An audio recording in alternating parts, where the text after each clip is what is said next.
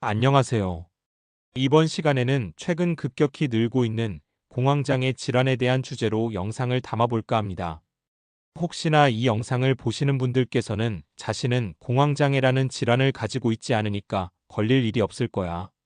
아니면 나랑은 해당되는 일이 아니야 라고 생각하실지 모르지만 언제 어디에서든지 여러분 또한 공황장애에 걸릴 수 있다는 점을 반드시 명심하시기 바랍니다. 이야기의 시작에 앞서 혹시 구독과 좋아요 누르셨나요? 여러분의 구독과 좋아요가 영상을 만드는 힘이 됩니다. 공황장애는 갑자기 극심한 두려움과 불편한 증상들이 생기면 몇 분 이내에 최고점에 이르렀다가 일정한 시간이 지나면 그 증상이 소멸되는 것을 말합니다. 극심한 두려움이라던가 불편한 증상이라고 말하는 것도 질환을 겪고 있는 분들에게는 그것조차 부족하다고 생각할 수 있습니다.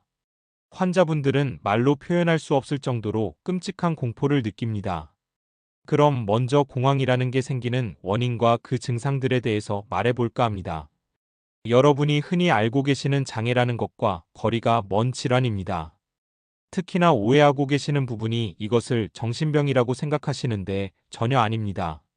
공황은 자율신경계의 부교감신경과 교감신경의 균형이 깨진 것으로 이것은 신경계의 질환이며 그 균형을 이루는 물질인 세로토닌, 의 부족으로 생기는 현상입니다. 그럼 왜 그 균형이 깨지고 세로토닌이 부족하게 되는 걸까요? 겪으신 분들은 이런 말씀을 많이 하세요. 선생님, 제가 어떻게 했길래 이런 공황에 걸리게 된 걸까요? 공황의 원인은 스트레스 취약성 이론이라고 해서 이것이 오늘날의 수많은 신체적 정신적 문제들을 설명하는 이론입니다. 첫 번째로는 취약성입니다. 공황에 걸리는 것에 취약하게 유전적으로 태어났다는 말입니다. 그래서 공황장애를 가지고 있는 분들 중에서 대부분이 가족력이 있는 분들이 많습니다. 그런데 저런 취약성을 가지고 태어나도 평생 공황장애에 걸리지 않고 넘어가는 분들도 계십니다. 두 번째로는 스트레스입니다. 사실 삶 자체가 스트레스입니다. 세상 태어나서 죽을 때까지는 사람은 계속 스트레스에 노출되어 살아갑니다. 어느 정도의 긴장감, 압박감을 가지고 살아가는 스트레스는 좋은 스트레스입니다만 우리에게 도움이 되지 않는 질병을 일으키는 나쁜 스트레스가 있습니다. 개개인이 견딜 수 있는 스트레스의 이상의 스트레스가 한 방에 세게 오던지 아니면 그것이 누적이 되던지 둘 중에 하나로 인해 어느 순간 몸에서 한계를 느끼고 공황이라는 것을 발현하게 됩니다. 그래서 유전적으로 취약성을 가지고 태어나지 않았어도 사람이 감당할 수 있는 범위 내의 스트레스와 육체적인 피로의 한계를 넘어서면 누구나 발병할 수 있다는 점을 꼭 인지하시길 바랍니다. 스트레스로 인해 그 취약성이 드러나서 발병하게 되며 대처 능력도 떨어지게 됩니다. 그래서 저 취약성이 무엇이냐에 따라서 다양한 형태로 발현이 되는데 공황에 취약한 사람은 공황이 나타나고 우울증에 취약한 사람은 우울증이 나타나는 현상을 겪게 됩니다. 당뇨, 고혈압, 암 등 굉장히 다양한 취약성이 무엇이냐에 따라서 나타나게 됩니다. 취약성을 바꿀 수 있는 방법은 현재의 의학으로는 할 수 없지만 그래도 많은 진전이 있습니다. 유전자 지도라는 게 밝혀지고 유전자 연기 서열을 찾아냈지만 간단한 것인 줄 알았던 것이 배열을 열어보니 엄청 복잡한 구조였다는 것을요. 하지만 앞으로 의학기술이 발전하면 분명히 이 취약성을 바꿀 수 있는 키가 나올 것으로 기대하고 있습니다.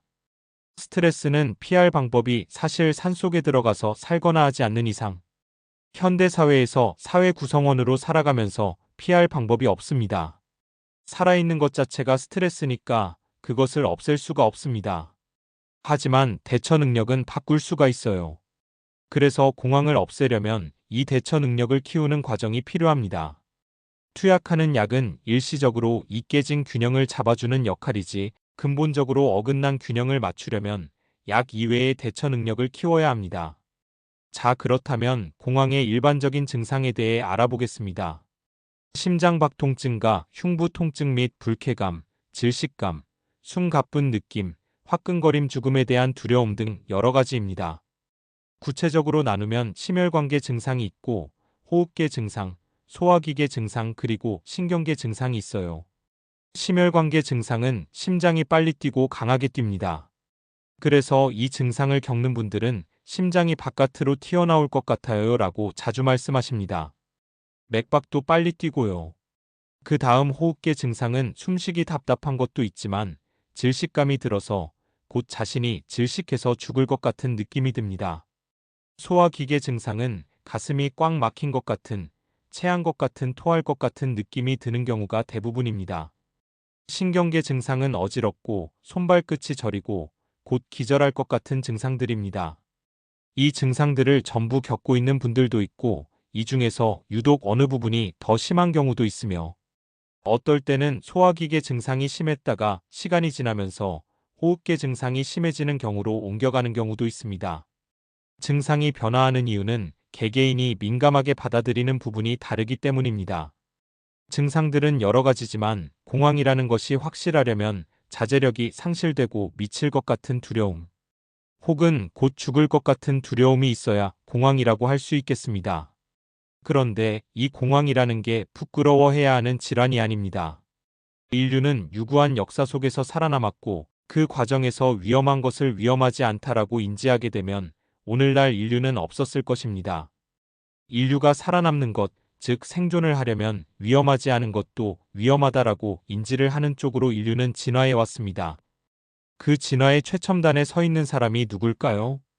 공황장애를 겪는 사람들이야말로 인류 진화의 최첨단에 서 있는 사람들입니다. 진화해 온 인류 중에서도 똑같은 게 아니고 위험으로부터 살아남는 반응이 극히 발달한 사람이 공황 겪는 사람입니다. 위험을 인지하면 불안 반응이 일어나죠. 그 과정에서 교감신경이 발동합니다. 위험으로부터 우리가 살아남도록 도와줍니다. 전투 모드로 들어가게 됩니다. 그때 생존하기 위해서 전투하기 좋은 몸 상태로 만드는 것입니다. 문제는 인간이 진화를 너무 열심히 하다 보니 실질적 위험이 아닌 가상의 위험에 대해서도 똑같은 반응이 일어나는 것입니다. 공황장애에 걸렸다는 것은 흉이나 부끄러운 게 아니라 자랑스러워해야 합니다. 다음 영상을 기대해 주세요.